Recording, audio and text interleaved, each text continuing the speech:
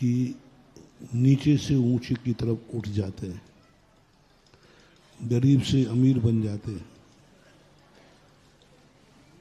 धर्म में भी आगे बढ़ जाते हैं। सब कुछ पढ़ने के बाद ये कोई बड़ी विशेषता नहीं है, यह सभी की इच्छा होती है। विचारणीय प्रश्न है कि व्यक्ति ऊंचाई पर जाने के बाद गिर क्यों जाता है। गरीब अमीर बनने के, अमीर गरीब कैसे बन जाए, गरीब अमीर बना ये कोई बड़ी बात नहीं है, अमीर गरीब बन गया ये आश्चर्य की बात है। कोई फेल व्यक्ति पास हो गया कोई बड़ी बात नहीं है, लेकिन व्यक्ति इस साल पास हुआ और अगले साल फेल हो गया ये विचारणीय है। दुख से सुख के दिन आते हैं कोई बड़ी बात नहीं है, लेकिन सुख के दिन के बाद दुख का दिन आना ये पतन माना जाता है। बहुत सारे लोग इस बात से परेशान हैं, कल मेरे अच्छे दिन थे आज मेरे बुरे दिन आ गए। उसका मूल कारण जो मैंने खोजा सारे शास्त्रों को पढ़ के, सभी लोग एक मंत्र के रूप में, सभी छात्र छात्राएं, सभी समाज इसको मंत्र के रूप में इस मोटिवेशन को लें कि हमने जब हमारे जीवन में जरूरत थी तब हमने जरूरत पूर्ति करने वाले का खूब सम्मान किया, खूब समर्पण दिखाया, सब कुछ माना, लेकिन जैसे ही हमारा कार्य पूरा हो गया हम उसको भूल गए। प्रवचन में मैंने कहा था, सुबह के प्रवचन का जाना तुम्हारा स्वार्थ है, सुबह मंदिर जाना तुम्हारा मंगल करना चाहते हो, जिन अच्छा निकले।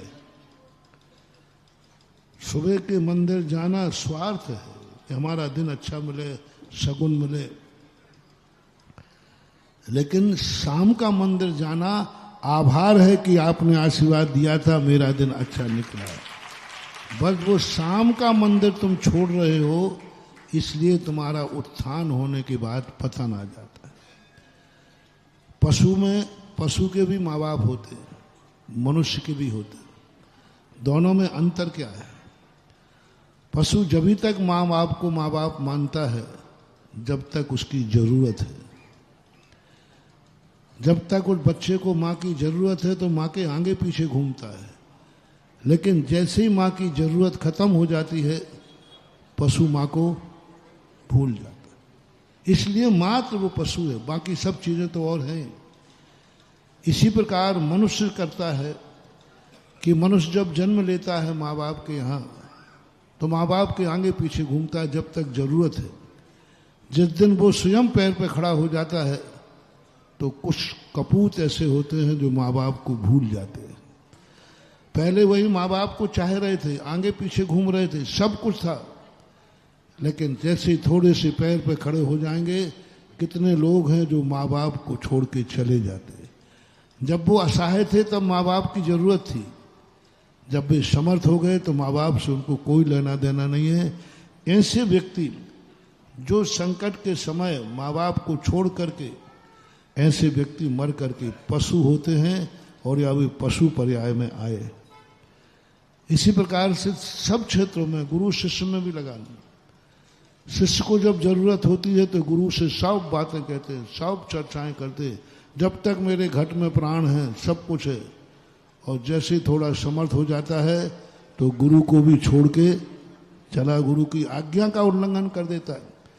कितने शिष्य दीक्षा के समय सौगंध करते हैं, शपथ करते हैं, समर्थ होने बाद गुरु की आज्ञा के विरुद्ध होकर के चले जाते। ऐसे ही आज तुम लोग सब शपथ करा रहे थे दीपक बाबू, और शपथ करा रहे थे, मैंने कहा ये शपथ तो हाँ तुम्हारे वो 7 फेरों की शपथ होती ना, 7 जिएंगे 7 मरेंगे, लेकिन बीच में खटपट हो गए तो ऐसे यहाँ आप लोग अभी जितने संस्थान के प्रति समर्पित हो, जितने संस्थान के प्रति समर्पित हो, मेरे प्रति जितने तुम समर्पित हो, संस्थान में जो तुम्हें पढ़ाया जा रहा है उसके प्रति समर्पित हो।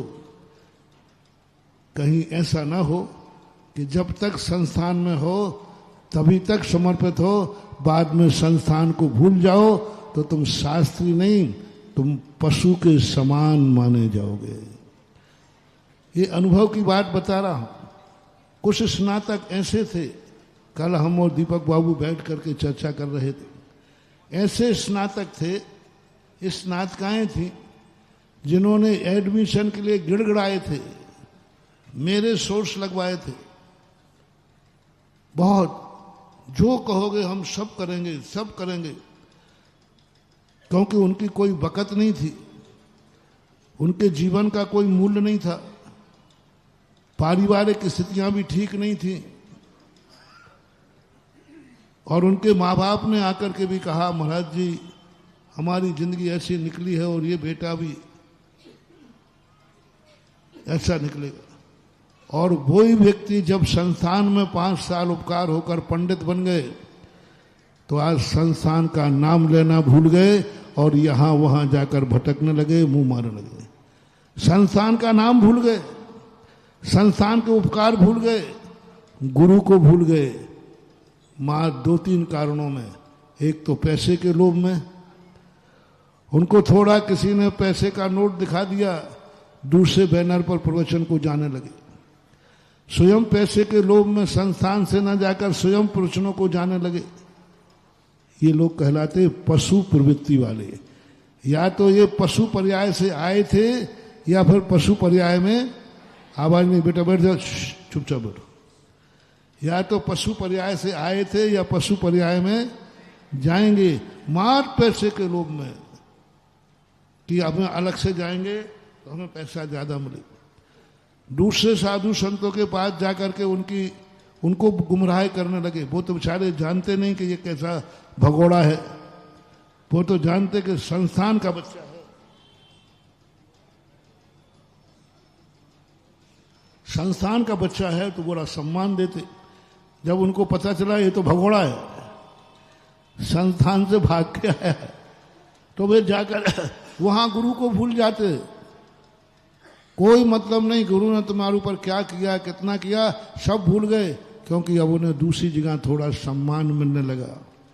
संस्थान का, दूसरे यहां जाके शिविरों में जाते हैं, संस्थान का नाम भी नहीं लेते। जहां पर ये नियम है कि संस्थान का नाम नहीं लोगे तो वो कहते नहीं लेंगे। वे उसी शुभम चक्रवर्ती के समान है जो नमोकार मंत्र पर पैर रखो नहीं तो मार देंगे, तो उन्होंने कहा रख देंगे साहब। इसी प्रकार के ये कृतघ्नी लोग कहलाते हैं।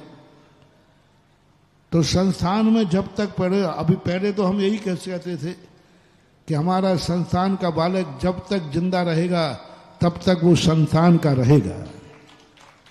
लेकिन जब कुछ लोगों की हमने नीतियां देखी, संस्थान के प्रति पूर्ण समर्पित होकर के भी थोड़ा मान सम्मान नहीं मिल पाया, थोड़ा उनकी बात नहीं मानी गई, यानी पिता ने तुम्हारी थोड़ी सी बात नहीं मानी, तुमने बाप बदल दिया। पिता तो, और ध्यान रखना, गुरु और पिता को जो अपने अनुसार चला के बात मनवाता है उसी का नाम दुर्योधन है। और मैं दुर्योधन का बाप नहीं हूं, रे ध्यान रखना, मैं श्री राम का बाप हूं, रामों का बाप। हाँ, मैं दशरथ जरूर बन सकता हूं लेकिन धृतराज कभी नहीं बनूंगा। थोड़ी सी बात नहीं मानो तो ऐसे कुछ स्नातक कर रहे हैं जो संस्थान के उपकार को भूल जाते हैं। जैसे पशु थोड़ा सा बड़ा होने पर माँ बाप को, ऐसे ही आप लोग। मैं ये उदाहरण तुम्हें इसलिए दे रहा हूं कि आज जो तुमने शपथ की है, यदि कल भी तुम अच्छे मनुष्य थे और कल भी तुम अच्छे मनुष्य बनोगे तो आज की शपथ को प्राण पर्यंत तक पालन करोगे।